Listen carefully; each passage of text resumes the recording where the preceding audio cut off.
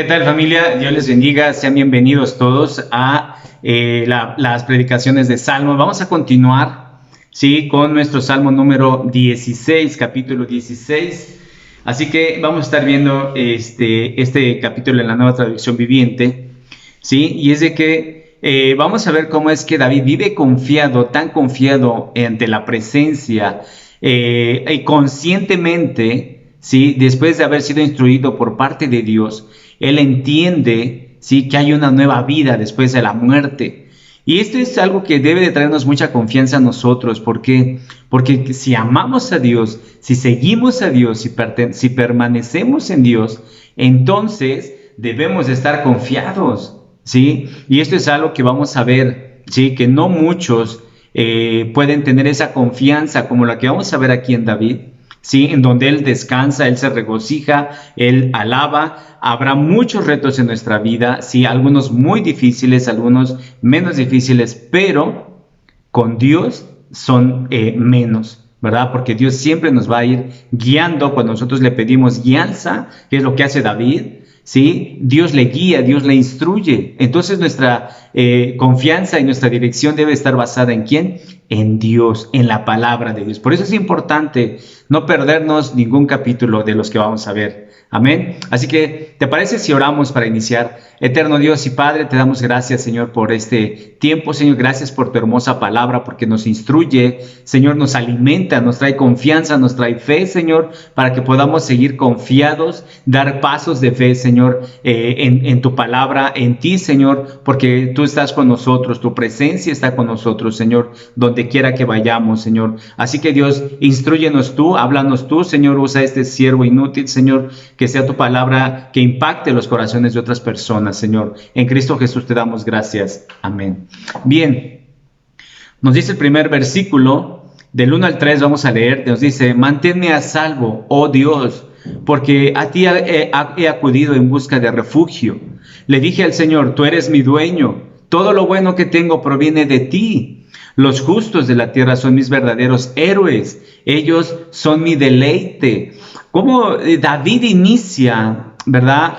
Podemos ver una oración en donde él pide que Dios sea su refugio, ¿sí? Y es de que cuando David dice: guárdame, oh Dios, ¿sí? ¿Por qué? Porque en ti he confiado, dice David. Y esto es algo que nosotros, cuando vamos delante de Dios, debemos de pedirle que nos guarde. ¿Por qué? Porque simplemente y realmente confiamos en Dios. En ningún otro Dios, ¿sí? O dioses falsos, no confiamos. En el único Dios verdadero, ¿sí? El que siempre nos ha guardado hasta el día de hoy. Entonces, podemos ver que al parecer David, pues en este salmo, ¿sí?, podemos ver en un tiempo de tribulación, ya que pidió ser guardado, ¿verdad? Aunque no nos habla qué tipo de tribulación, pero hemos visto anteriormente otro tipo de tribulaciones de los enemigos, ¿verdad? Que le han querido pelear, le han querido vencer, pero aquí no nos habla de qué tipo de tribulación. Así que, pero él pide ayuda.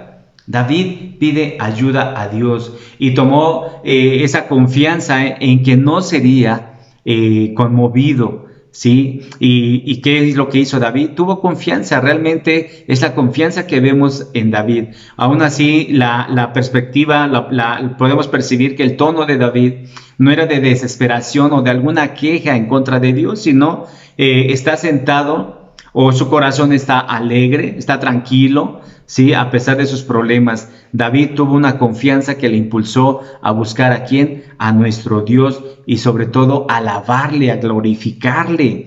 Y por eso es que, por ejemplo, viene una pregunta: ¿tú tienes confianza en Dios en tiempos de tribulación, en tiempos de problemas, de agonía, en qué tiempo el que sea? ¿Tú tienes confianza en Dios? Si es así, o si no es así, deberíamos de tener esa confianza, ya que en los problemas de enfermedad, la aflicción, Dios no nos ha dejado. Dios siempre nos ha dejado, nos ha sacado adelante. Esto debe traer confianza a nuestro corazón. ¿Por qué? Porque yo he visto cosas en mi vida, ¿sí?, que Dios me ha ido sacando adelante a través, en mi enfermedad. Dios me ha sacado, me va sacando adelante. Yo puedo verlo y puedo decirlo, ¿sí? Con toda la confianza. Entonces, esto me lleva a que alabarle, a glorificarle a Dios, porque Él es el que lo hace. Entonces podemos ver que este ruego de David era un ruego muy poderoso, ¿sí? Pues la confianza que David tenía en Dios era el más grande honor que podemos hacerle a nuestro Dios, el acercarnos, el orar, ¿sí? La confianza totalmente de decir, yo descanso y sé que Dios lo va a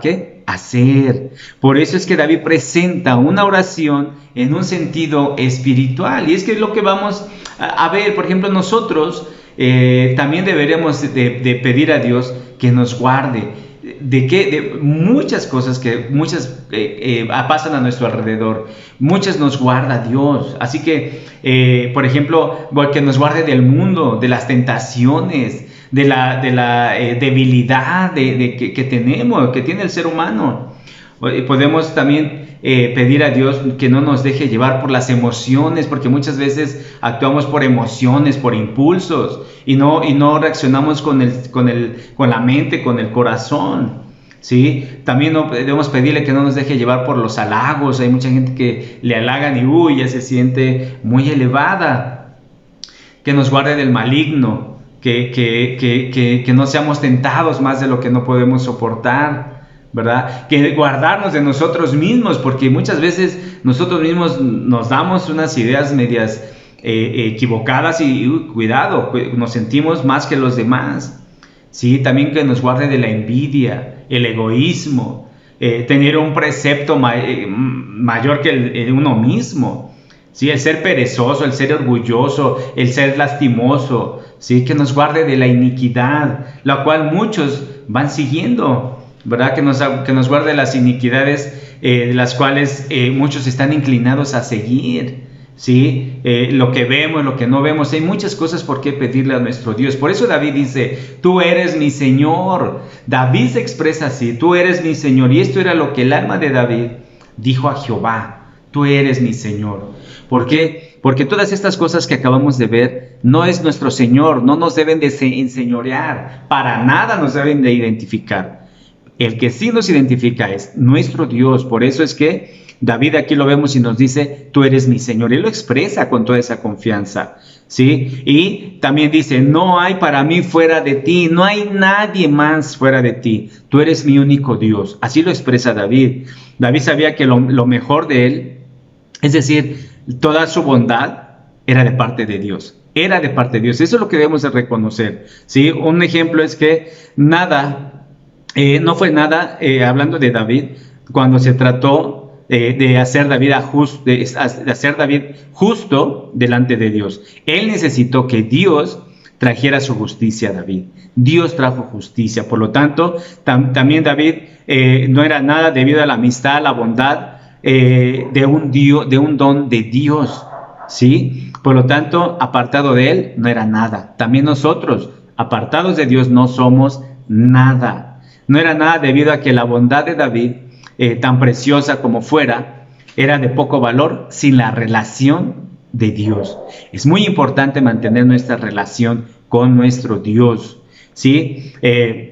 Porque David se goza con los santos de la tierra. Eso es algo muy importante también, una característica de David. David proclamó en cuanto al pueblo de Dios de la tierra. Y para los íntegros, dice, es toda mi complacencia. Yo me complazco con ellos, con los de la tierra, con los íntegros. Es decir, los que buscan a Dios ahora, es donde debemos de complacer con ellos, ¿sí? Ahí es donde debe de estar nuestro contentamiento. ¿Por qué? Porque somos hermanos, hay una hermandad que nos une, y esto es Cristo Jesús, la sangre de Cristo que fue derramada. Por lo tanto, todo aquel que le reciba a Jesús pertenece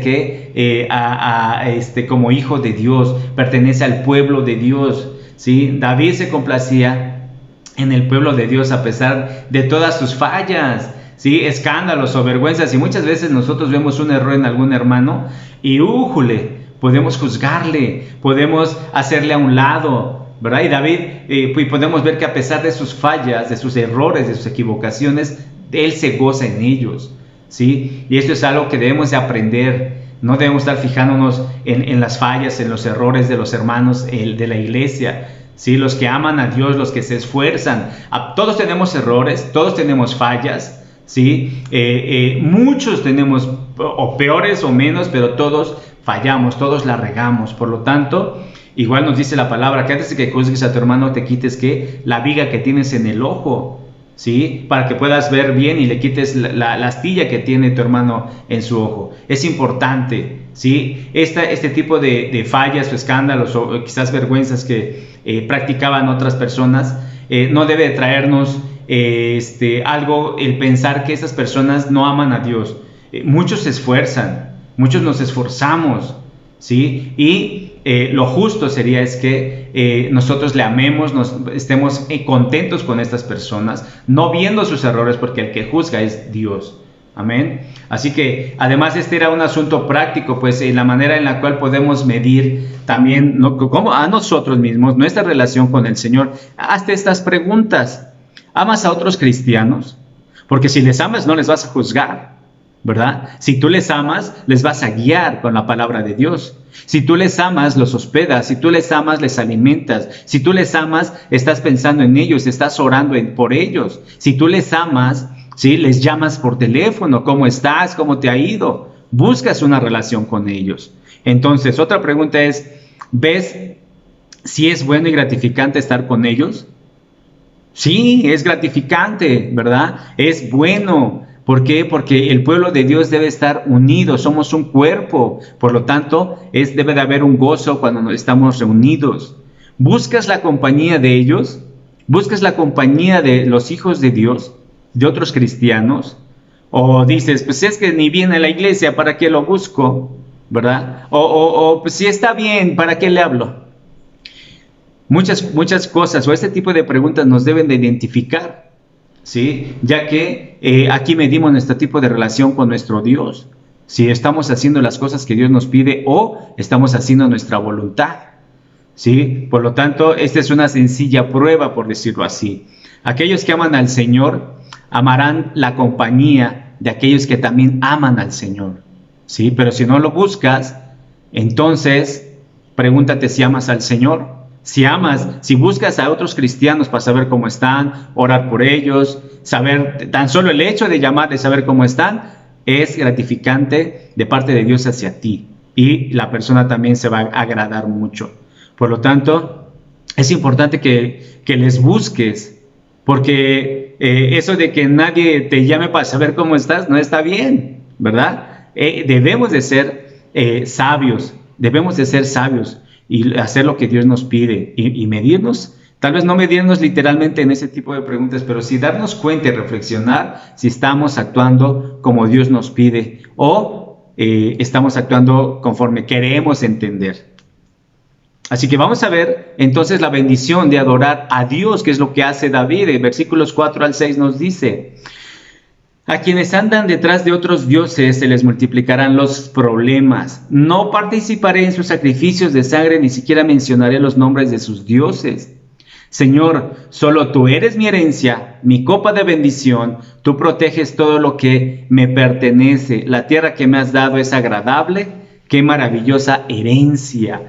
Excelente. Vemos a David cómo se expresa acerca de estos dioses. Hay muchos que adoran otros dioses, que no es el Dios que tenemos, ¿sí? Muchos dioses con D minúscula que la Biblia les llama, que son hechos por manos del hombre, son Satanás ahí mismo.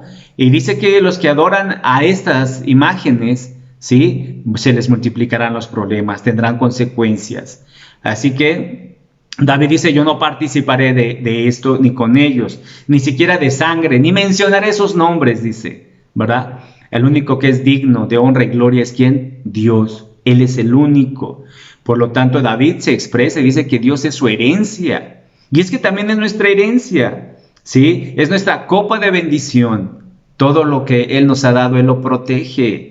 ¡Wow! Es hermoso escuchar esto. Ahora, si vemos este tipo de personas que adoran a otras imágenes, ¿sí? Conscientemente, entonces podemos ver que David entendió que aquellos que servían a estos dioses encontrarán muchos problemas, muchos dolores en su vida. Y un ejemplo acerca de ello es que sabemos que al tener una vida con Dios, no es fácil, no es fácil. Ya que experimentamos muchas dificultades, también podemos enfrentar aflicción por esforzarnos en ser fieles a Dios.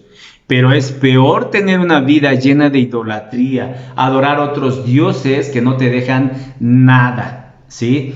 Lo que Dios más aborrece en el ser humano es que la idolatría, que adoren a otros dioses que no sea Dios. Dios es un Dios celoso. Por lo tanto, esto traería una consecuencia a estas personas que adoran a otras imágenes. Y hablando de otras imágenes, otras cosas, la lectura de cartas de mano, el café y muchas otras cosas que la gente busca encontrar respuesta en donde no debe. Ahora, muchos paganos sacrificaban ídolos, esto lo vemos en la Biblia, y esto es a los demonios, ¿sí? Y que sacrificaban sangre humana en contra de todas las leyes y la piedad humana.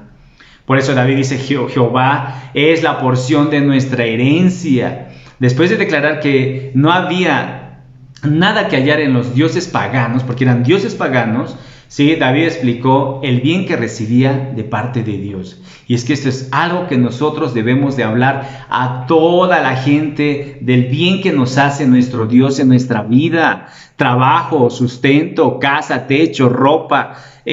Tenemos mucha bendición de parte de Dios, ¿sí? Y es que recibimos de parte de Dios, sí, muchas bendiciones, como lo es el sustento. Tienes alimento en tu casa, glorifica a Dios, dale gracias a Dios. ¿Tienes dónde dormir? Dale gracias a Dios. Muchos no tienen dónde dormir. Tienes abrigo, viene el frío y te abrigas, ¿verdad? Muchos no tienen. Tienes alimento, trabajo, dale gracias a Dios, porque hoy en estos días el trabajo está muy escaso, ¿sí? Y para muchos se les es complicado, ¿sí? Cuida tu trabajo, es una bendición de Dios. Dios protege todo lo que te da, y además también espiritualmente te da su palabra. Hay predicaciones durante la semana. ¿Qué más queremos? ¿Qué más queremos? Confía en Dios, acércate a Dios. Si no le conoces, yo te invito a que le conozcas, a que le recibas, porque de él recibirás bendición. Pero si adoras a otros dioses, entonces recibirás problemas y otro tipo de dolores en tu vida. Ahora, por ejemplo, aquí vemos cómo es que Dios le dijo a los sacerdotes en los tiempos de Moisés: yo soy tu parte y tu heredad. Únicamente Dios es nuestra parte y nuestra heredad. Esto lo vemos en Números 18:20. David entendió que esta era una promesa, no solamente fue dada a los sacerdotes, sino para a todos aquellos que confiaban en Dios. Que Dios era su porción y su heredad. Por lo tanto, nosotros confiamos plenamente en nuestro Dios, ¿verdad? Ahora, yo te hago otra pregunta. ¿Tú descansas junto a Dios? Y vamos a ver en los versículos 7 al 9 que nos dice: bendeciré al Señor, quien me guía. Aún de noche mi corazón me enseña. Sé que el Señor siempre estará conmigo. No seré sacudido, porque Él está aquí a mi lado. Con razón mi corazón está contento y yo me alegro. Mi cuerpo descansa seguro. David viene un contentamiento a su corazón y dice: bendeciré a Jehová, porque me aconseja. Los dioses falsos de las naciones jamás dieron un consejo en la manera que el Señor dio consejo a David. Ningún Dios es falso, ningún Dios falso te dará un consejo como lo hace nuestro Dios. Ahora, cuando David necesitaba dirección, ¿sabes qué hizo? Dios le dio dirección. Por lo tanto, David alaba a Dios, glorifica a Dios. Y es que cuando tú sientes que estás equivocado, no sabes qué hacer, pide dirección a Dios, ¿sí? Eso es lo que tú debes de buscar, la dirección de Dios. O tal vez digas: mejor voy con otro Dios, o con un Dios pagano me va a dar dirección, porque lo veo, porque me escucha. Eso jamás va a suceder, ¿sí? O tal vez adquieras consejo de tus amigos. Te digo algo, tú decides, pero de los amigos siempre te darán un consejo equivocado, erróneo, mal direccionado. Eso tenlo por seguro. Si no es un consejo de parte de la palabra de Dios, otro consejo fuera de ahí estará equivocado. Por lo tanto, David dice: aún en las noches me enseña mi conciencia, ¿verdad? Y esto era debido a que la conciencia de David había sido instruida, ¿sabes por quién? Por parte de Dios y su palabra. Y esto es algo que nosotros debemos de estar siempre alimentando nuestra conciencia, nuestro corazón en la iglesia, escuchando su palabra, viendo las predicaciones, escuchando la palabra de Dios, estudiándola, ¿sí? Y por lo tanto también vas a ser instruido. Dios le instruyó en los caminos de Dios, el Dios mismo, ¿verdad? Entonces David sabía del gozo de estar en comunión con Dios, porque eso debe traer un gozo a nuestra vida, ¿sí? Cuando en las noches de David, ¿verdad?, pedía esa guianza a Dios. David sabía que recibiría una guía de parte de Dios. Así que esto es algo que nosotros debemos de buscar también, una guía de parte de Dios. No estás solo, y eso muchas veces lo hemos visto.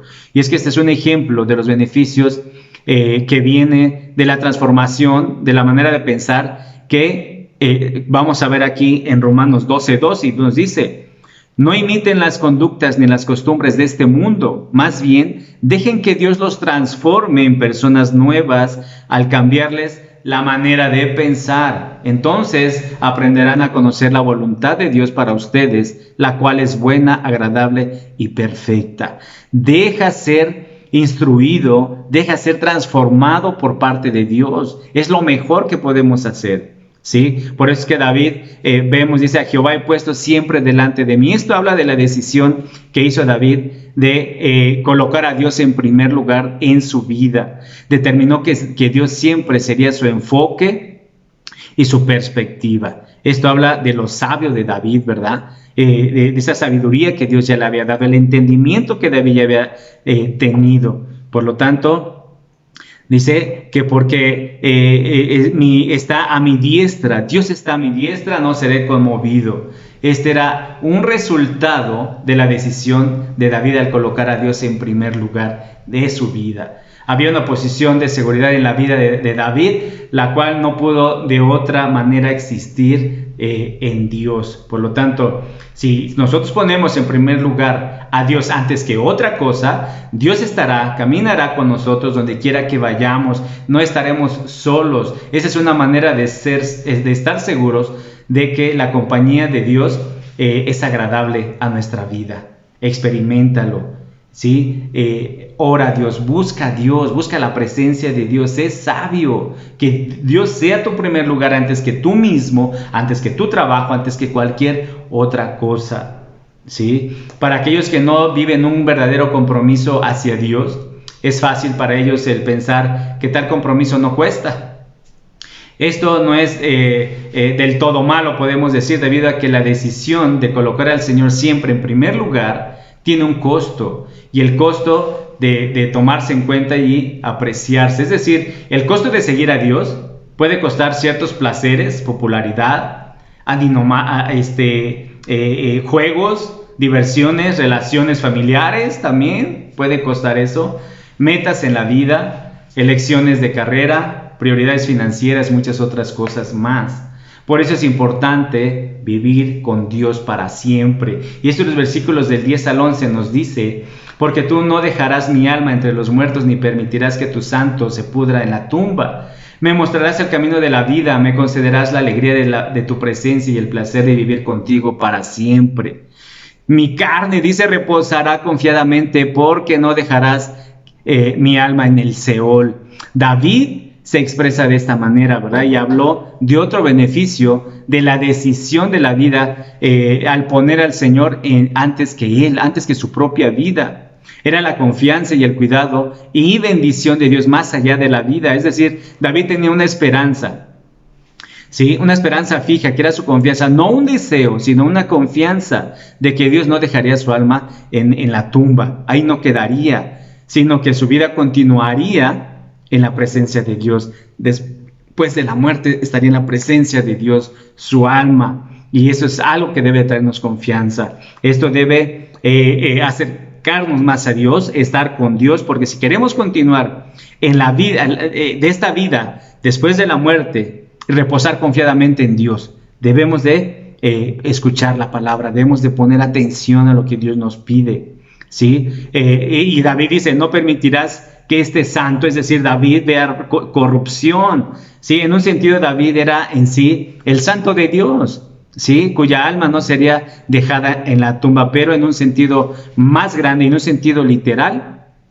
Vemos que Jesucristo cumple en su resurrección, ¿sí? Que es decir, Jesús murió, se sacrificó por todo el mundo, siendo santo, resucitó, ¿verdad? El único que cumple con esto. Por lo tanto, me mostrarás la senda, dice David, de la vida, y en tu presencia hay plenitud de gozo. Es lo que vamos a experimentar cuando estemos con nuestro Dios. En la otra vida, ¿sí? Con estas palabras David parecía entender, más bien entendió los beneficios de esta vida comprometida con Dios. Debemos estar comprometidos con nuestro Dios, lo cual recibió tanto en esta vida como en la siguiente vida, ¿verdad? David lo vivió. David, su alma no quedó en la tumba, sino se fue con el Señor. Ahí está.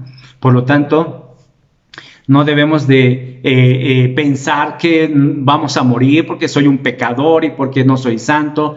Todos tenemos la oportunidad de acercarnos a Dios, permanecer con Dios, confiar en Dios, poner en primer lugar a Dios, ¿sí? Y dejar muchas cosas, que es lo que cuesta. Todo tiene un costo, ¿sí? Pero el beneficio y la bendición va a ser estar gozosos delante de nuestro Dios. Así que por eso dice, en tu presencia hay plenitud y gozo, ¿sí? Esta era una alegría que David pudo experimentar en su momento, ¿sí? Pero también algo que al final recibiría cuando estuviera con Dios, ¿verdad? O sea, había una recompensa que es la alegría de estando vivo, pero además también algo que recibiría en la presencia de Dios, aún glorificar. Imagínate, estar en la presencia de Dios, lo más hermoso, ¿sí? Ahora, también dice, hay delicias a tu diestra para siempre. Y es que esto es lo que vemos. Esto nos dice que tanto en esta vida como en la siguiente habrá delicias que se encontrarán para siempre en la diestra de Dios. Es decir, un gozo interminable, una alegría interminable, ¿verdad? Así que la conclusión en este salmo es específicamente maravilloso cuando consideramos cómo comenzó. ¿Sí? Es decir, el refugiado en el versículo 1, ¿sí? Encuentra una herencia, y su herencia va más allá de lo imaginable y explorable. Así que concluimos con esto cuando, si volvemos al primer versículo, recordamos que en esta vida de gusto y regocijo y plenitud hay gozo, ¿sí? Sin gozo no es una vida que queramos decir que no va a haber problemas. Sí los va a haber, pero debe de haber un gusto, un regocijo, un contentamiento. Es una vida que podría estar llena de muchos retos, sí, enfrentar ataques, sí, en muchos niveles, sí, o sea, somos seres humanos y aquí vivimos y experimentamos muchas cosas. Sin embargo, en una vida comprometida con Dios, se ha hecho y se disfruta. Muchos hemos enfrentado, hemos salido adelante, disfrutamos, nos gozamos, somos afligidos, lloramos y pasamos muchas cosas. ¿Sí? Pero también recibiremos una vida segura, feliz y bendecida con nuestro Dios. Amén. Que Dios les bendiga. Padre, te damos gracias por este tiempo, Señor. Gracias por tu palabra, Señor. Te rogamos y te pedimos que nos ayudes a ponerte en primer lugar a ti sobre todas las cosas, Señor. Porque si te amamos a ti, Señor, lo podemos mostrar a través de nuestros hermanos, de la iglesia, Señor. El hablarles, estar pendiente de ellos, Señor. Y bendito Dios, buscarles también, Señor. Bendito Dios, si estamos contigo, Señor, somos importantes para ti, Señor, pero separados de ti nada somos, Señor. Así que gracias por este tiempo, Señor, gracias por tu palabra en el nombre de Jesús. Amén. Bien, familia, te recuerdo, los días miércoles tenemos Proverbios 8:30, los días jueves predicaciones de Salmo, no te lo pierdas, 8:30. El día viernes tenemos el desafío del amor, 8:30. El sábado tenemos Familia Kids y Crónicas 8:30. No te lo pierdas, el domingo nos vemos en la iglesia. Dios les bendiga.